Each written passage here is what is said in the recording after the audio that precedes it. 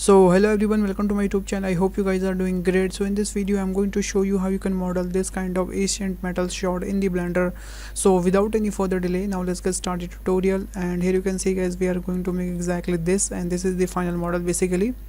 So first of all, I'm just going to delete everything pressing the A, and then I'm just going to enable my shortcut VR so you can easily see which key I'm pressing exactly. Okay, on the right hand side.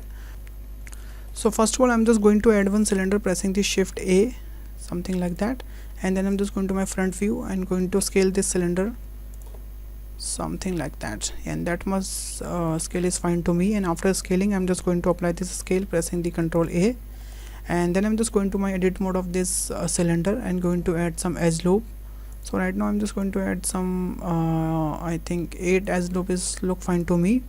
And then I'm just going to start giving a shape of these vertices. I'm just going to select this vertices first of all and going to scale it something like that. Yeah, and that's look fine to me. I'm just going to quick this process by the way.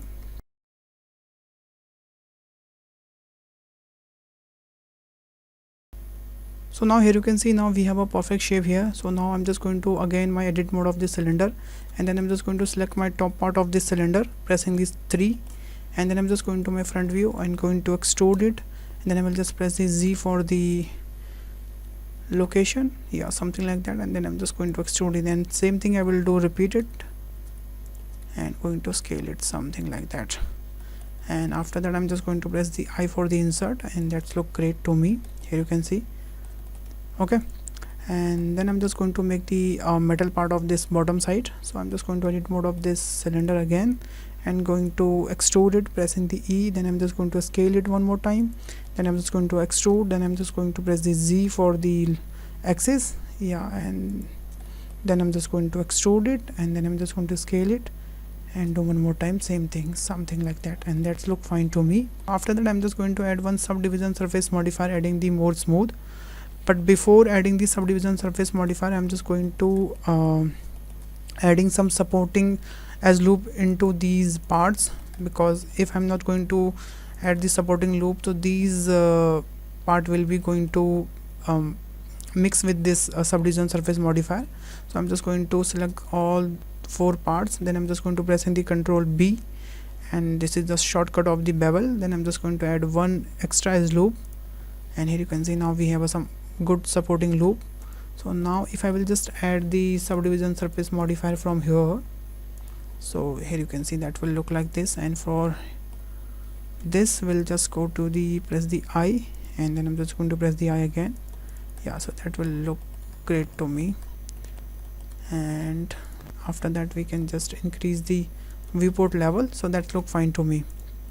Okay, so after complete this, I'm just going to again my edit mode of this cylinder.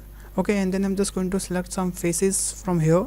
I'm just going to select these faces, these faces, these faces, and these faces, and then I'm just going to press the shift D for the duplicate, and then I'm just going to press the P for the separate. So now here you can see now we have a separate mesh here. Okay, so first of all I'm just going to do set origin as a geometry. Okay, and after that I'm just going to my edit mode of this part and going to select my transparency, and from here I'm just going to select all these faces, then I will just press the I for the insert, something like that, and then I will just select the other faces, and I will just do shift R for the repeat this command, yeah, something like that.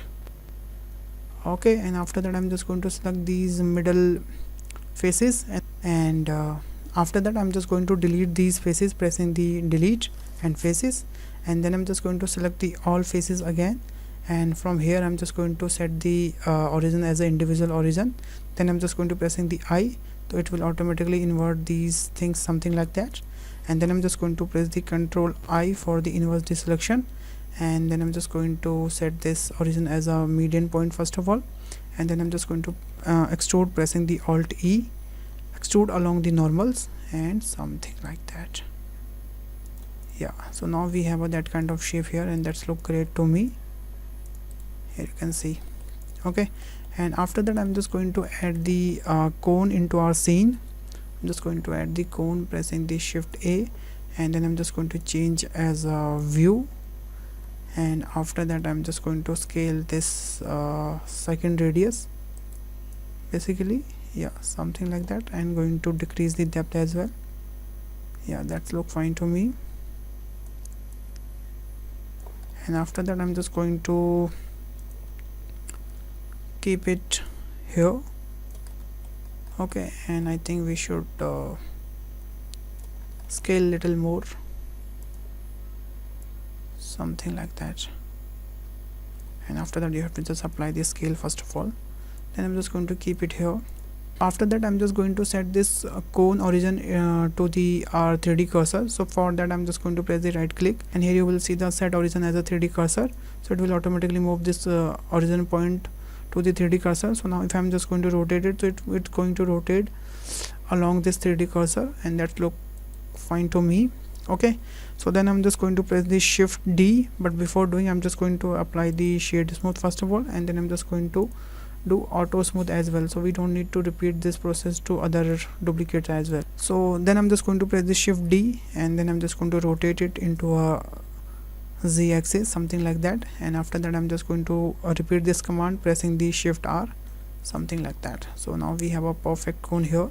I'm just going to select these cones, and then I'm just going to pressing the Ctrl J for the join mesh, and then I'm just going to my front view, and from here I'm just going to duplicate this pressing the Shift D, and then I'm just going to move it here, and same thing we'll do with other part as well. I'm just going to do Shift D, and I'm just going to move it here. So here you can see guys, our model is look completely done, and that's look great to me.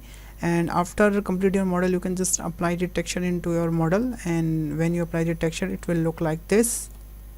Here you can see, and that look fine to me. So that's how you can create guys that kind of gaming asset. Okay, that is very easy and cool trick, so I thought I should share with you. So here you can see that look fine to me, by the way. Okay, so thanks for watching this video guys. If you learned something in this video, please hit the like button, hit the share button, and subscribe my channel. Also, if you have any queries, if you have a suggestion, please let me know in the comment box. I will definitely reply comment. So bye bye, take care and stay home guys.